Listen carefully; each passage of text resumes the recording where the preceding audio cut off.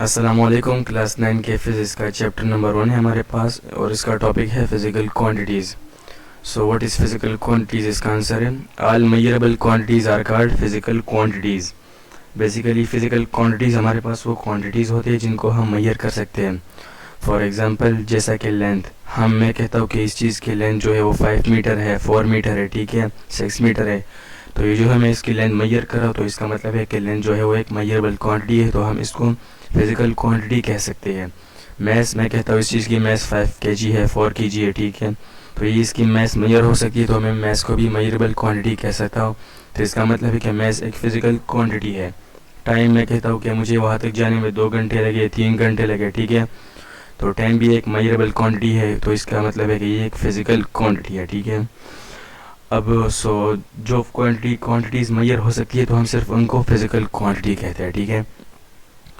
अब physical quantities, let suppose कि मैं एक हाइट मेजर करने जा रहा हूँ, ठीक है, और मैंने लिखा कि 185, तो अब उसकी हाइट जो है 185 है, तो 185 से तो मुझे क्लियर नहीं हो रहा कि 185 क्या है। 185 सेंटीमीटर है, 185 मिलीमीटर है, 185 मीटर है, तो क्लियर तो मुझे नहीं हो रहा ना।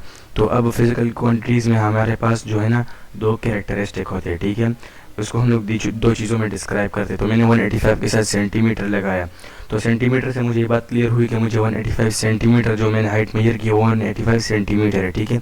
तो ये सेंटीमीटर जो है वो, ये 185 जो है वो खुद एक न्यूमेरिकल पार्ट है, और ये जो सेंटीमीटर मैंने लिखा है इसका यूनिट पार्ट है, ठीक है। तो हमें हमेशा न्यूमेरिकल पार्ट के से पहले मैंने यूनिट पार्ट नहीं लगाया था ना, सेंटीमीटर मैंने नहीं लगाया था, तो मुझे क्लियर नहीं हो रहा था कि मुझे क्या चाहिए, ठीक है।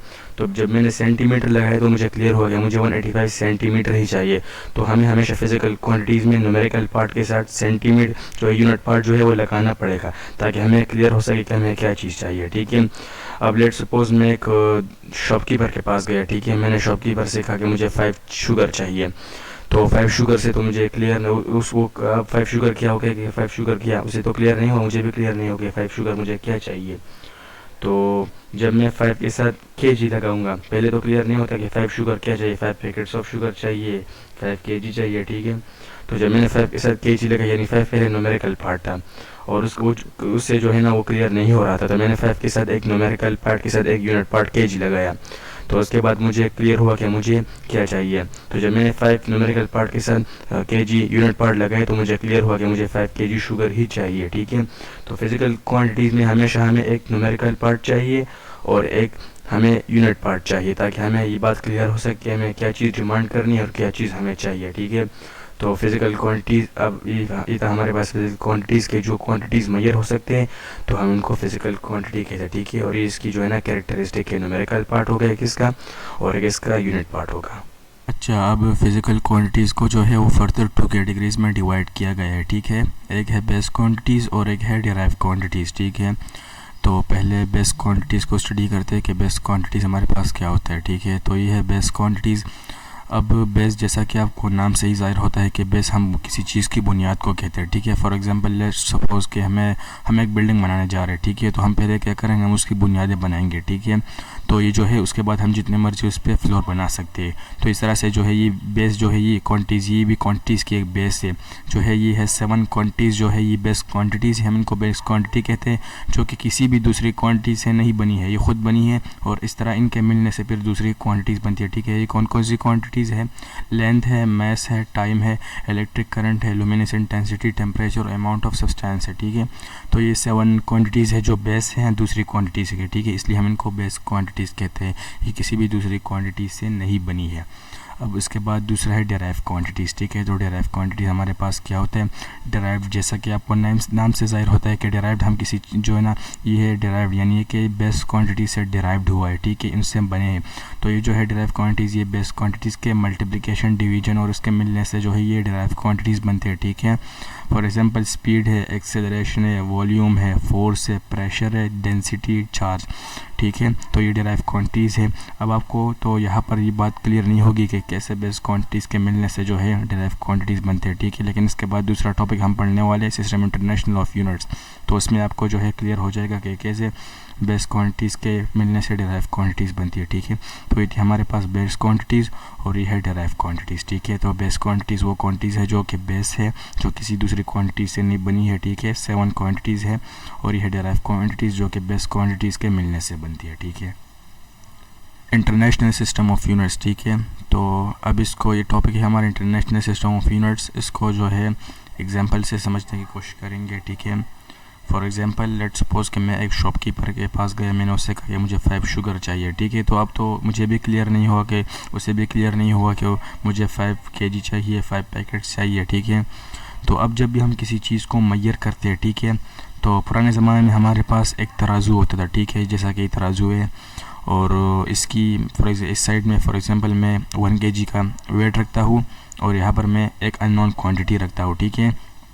तो फिर हम इसके बाद हम इन दोनों को कंपेयर करेंगे, तो जब ये दोनों इक्वल हो जाएंगे तो हम कह सकते हैं कि जो अननोन क्वांटिटी है ये 1 kg की है, ठीक है। तो इस तरह हम जब भी किसी चीज़ को मैयर करते हैं तो हम उसके लिए एक स्टैंडर्ड फिक्स करते हैं, ठीक है। यहाँ पर मैंने जो है यहाँ पर अननोन क्वांटिटी रखी, यहाँ पर मैंने उसके लिए एक स्टैंडर्ड फिक्स किया। जो 1 kg है मेरे पास एक स्टैंडर्ड है, ठीक है, एक स्टैंडर्ड क्वांटिटी है, ठीक है। तो इन दोनों को जो है ना मैंने कंपेयर किया और इन दोनों को मैंने मैयर किया, तो मुझे मेरी मैयरमेंट जो है मुझे इन दोनों को मैयरमेंट मुझे मिली, ठीक है। तो यहाँ पर मैंने जो 1 kg जो कि मैंने रखी थी यहाँ पर जो, तो ये 1 kg जो है मेरे पास एक स्टैंडर्ड क्वांटिटी है, ठीक है, kg। और इसी स्टैंडर्ड क्वांटिटी को हम यूनिट कहते हैं, ठीक है। तो अब सिस्टम इंटरनेशनल ऑफ यूनिट्स, ठीक है। तो इसका मतलब है सिस्टम इंटरनेशनल ऑफ यूनिट्स का कि हम जब भी किसी दूसरे मुल्क के साथ जो है वो कोई ट्रेडिंग करते हैं, ठीक है। फॉर एग्जांपल हम किसी मुल्क के साथ जो है ना किसी मुल्क से पेट्रोल लेते हैं, ठीक है, और हम उसको कहते हैं कि हमें जो है ना लीटर में पेट्रोल दे रहे हो, ठीक है। तो अब उसको समझ नहीं है कि लीटर्स क्या होता है, ठीक है। हम पेट्रोल को यहाँ पर लीटर में जो है मैयर करते हैं, वो उसको किसी और चीज़ में मैयर करते हैं, ठीक है। तो अब उनको पता नहीं कि लीटर्स क्या होता है, ठीक है। तो इस तरह से प्रॉब्लम्स आने लगे, ठीक है, इंटरनेशनल जो है कम्युनिकेशन में इस तरह से, तो ट्रेडिंग में। तो हमने फिर उसके बाद इस प्रॉब्लम को सॉल्व करने के लिए जो है एक जनरल कॉन्फ्रेंस हुई वेट और मैयर पर, और ये कॉन्फ्रेंस जो है पेरिस में हुई 1960 में, ठीक है। तो इस कॉन्फ्रेंस में एक सिस्टम बनाया गया, उस सिस्टम को इंटरनेशनल सिस्टम ऑफ यूनिट्स कहते हैं, इसको SI यानी सिस्टम इंटरनेशनल ऑफ यूनिट्स भी कहते हैं, ठीक है। तो इस सिस्टम को बनने के बाद जो है यहाँ पर इससे सिस्टम बनी, तो इससे हमें अब यूनिट्स जो है उनको मैयर करने में, जो किसी चीज़ की मैयरमेंट जो है उसमें हमें आसानी होगी, ठीक है। अच्छा, बेस यूनिट्स और डिराइव यूनिट्स, ठीक है। पहले हमने इससे पहले जो है बेस क्वांटिटीज़ और डिराइव क्वांटिटीज़ को स्टडी किया, ठीक है। तो अब इसकी हम लोग यूनिट्स पढ़ेंगे, ठीक है। ये है बेस यूनिट्स यानी कि बेस क्वांटिटीज़ के यूनिट्स है, ठीक है। इनको हम लोग समझेंगे। तो ये जो है बेस यूनिट्स बेस क्वांटिटी जो है 7 क्वांटिटीज़ हमने पढ़ी है, ठीक है। ये 7 क्वांटिटीज़ है, ठीक है। और यहाँ पर इसके सिंबल यूनिट्स है, ठीक है। तो पहले हम बेस यूनिट्स को स्टडी करते हैं, उसके बाद हम डिराइव यूनिट्स को स्टडी करेंगे, ठीक है। तो हमारे पास बेस यूनिट्स में पहला है लेन, ठीक है, लेन। तो लेन जो है इसका सिंबल है L, और इसको हम लोग मीटर, इसका यूनिट जो है मीटर है, और इसको हम लोग स्मॉल m से रिप्रेजेंट करते हैं, ठीक है। इसके बाद मैस है, मैस इसको हम लोग स्मॉल m से रिप्रेजेंट करते हैं, ठीक है, स्मॉल m। और यूनिट इसका किलोग्राम है, किलोग्राम को हम लोग kg से रिप्रेजेंट करते हैं, ठीक है। तीसरा है टाइम, टाइम को हम लोग स्मॉल t से जो है ना रिप्रेजेंट करते हैं, ठीक है। और इसका जो है यूनिट सेकंड है, सेकंड को s से रिप्रेजेंट करते हैं, ठीक है। उसके बाद इलेक्ट्रिक करंट, इसको हम लोग I से रिप्रेजेंट करते हैं, और इसका यूनिट एम्पेयर है, एम्पेयर को हम लोग कैपिटल S से रिप्रेजेंट करते हैं, ठीक है। इसके बाद लुमिनस इंटेंसिटी है, लुमिनस इंटेंसिटी को हम लोग कैपिटल L से रिप्रेजेंट करते हैं, यूनिट कैंडेला है और इसका सिंबल CD है। उसके बाद टेम्परेचर है, ठीक है, टेम्परेचर को कैपिटल T से रिप्रेजेंट करते हैं और यूनिट केल्विन है, और इसको हम लोग कैपिटल K से रिप्रेजेंट करते हैं, ठीक है। उसके बाद अमाउंट ऑफ सब्सटेंस, इसको हम लोग स्मॉल n से रिप्रेजेंट करते हैं, यूनिट इसका मोल है और सिंबल जो है वो भी मोल है, MOL, ठीक है। MOL से हम इसको रिप्रेजेंट करते हैं, ठीक है। तो ये थी हमारे पास बेस यूनिट्स जो कि बेस क्वांटिटीज़ की यूनिट्स है। अब इसके बाद डिराइव को यूनिट्स को स्टडी करते हैं, जो कि हमने डिराइव क्वांटिटीज़ पहले स्टडी की, तो ये इसकी यूनिट्स है, ठीक है। तो डिराइव यूनिट्स तो बेसिकली हमारे पास बहुत ज़्यादा, लेकिन हमने एग्जाम्पल के लिए कुछ ली है यहाँ पर ताकि आप इसको समझ सकें, ठीक है। तो यहाँ पर हमारे पास ये नेम है, सिंबल है, इसका क्वांटिटीज़ और यूनिट्स है, ठीक है। तो स्पीड हो, तो ये है स्पीड, ठीक है।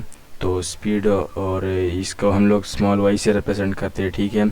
और इसका यूनिट जो है कैपिटल वाई से, इसका यूनिट मीटर पर सेकंड है और इसका सिंबल मीटर पर सेकंड यहाँ पर ये है, ठीक है। एक्सीलरेशन को हम लोग सिंबल जो है ये ए है, स्मॉल है, और नेम जो इसका जो है यूनिट जो है मीटर पर सेकंड है, तो उसको हम लोग सिंबल जो है मीटर पर सेकंड इसका ये है।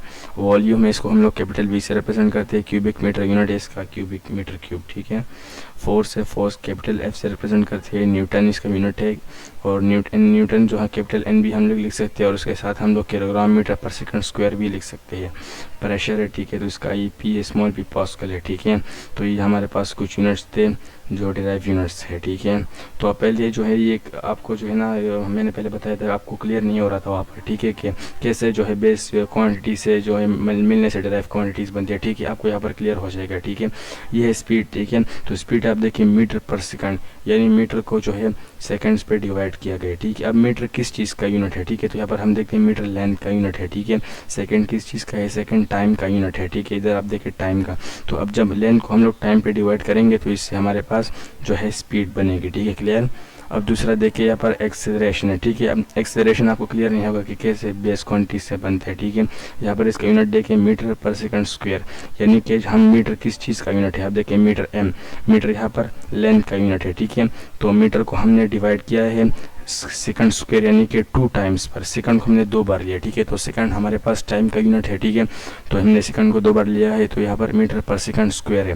तो इस तरह से मीटर और लेंथ और टाइम के मिलने से जो है 2 टाइम के मिलने से जो है एक्सीलरेशन बनती है, ठीक है। अब वॉल्यूम है, वॉल्यूम, ठीक है। तो वॉल्यूम है क्यूबिक मीटर, ठीक है। तो अब मीटर हमारे पास लेंथ है एम का, एम जो है लेंथ का यूनिट है, ठीक है। तो मीटर जो है 3 बार हमने मीटर जो है लेंथ के 3 बार मिलने से हमारे पास क्यूबिक मीटर बनी है, ठीक है। तो ये बात आपको यहाँ पर क्लियर होगी। आई होप कि आपको ये आज का लेक्चर पसंद आया होगा, ठीक है। तो उम्मीद है आज जो है आपको ये लेक्चर पसंद आया होगा। तो अब इस तरह की मज़ीद वीडियोस देखने के लिए हमारे चैनल को सब्सक्राइब करें, ठीक है। और जो है सारी वीडियोस को जो है वो लाइक करें, ठीक है, ताकि आगे आपके काम आ सके। टेक केयर, अल्लाह हाफिज़।